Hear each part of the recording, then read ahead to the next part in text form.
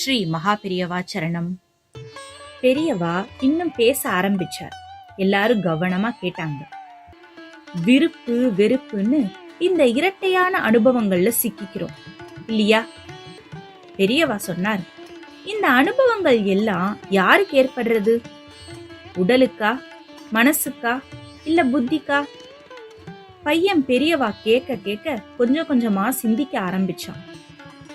தெரியல பெரியவா, நீங்களே சொல்லுங்கன்னு சொன்னான்.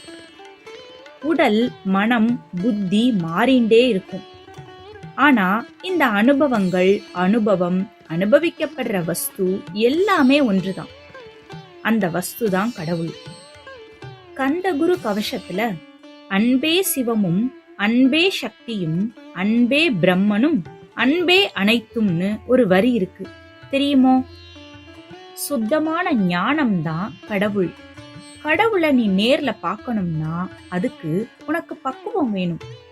அந்த பக்குவமான மனநிலை உனக்கு வரணும்னா தினமும் கந்தகுரு கவசத்தை படி. அத படிக்க படிக்க, கவனமா பாராயணம் செய்ய செய்ய உனக்கு தியானம், தியானிக்கப்படுற பொருள், தியானம் செய்பவன், இந்த 3 பேரும் வேற வேற இல்லைன்னு தெரிய வரும். நிச்சயமா கடவுளை நீ பார்க்கலாம். IAS ஆகணும்னா அதுக்குண்டான பரீட்சை எழுதி பாஸ் பண்ணணும், சரிதானே?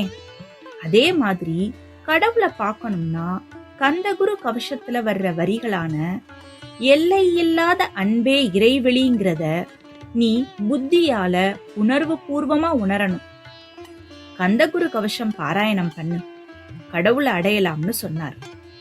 மகா பெரியவாளோட உபதேசத்தை ஏத்துண்டு நாமளும் கந்தகுரு கவசத்தை பாராயணம் பண்ணி கடவுளை அடைய மகா பெரியவாளோட அருளால முயற்சி செய்வோம். ஸ்ரீ மகா பெரியவா சரணம்.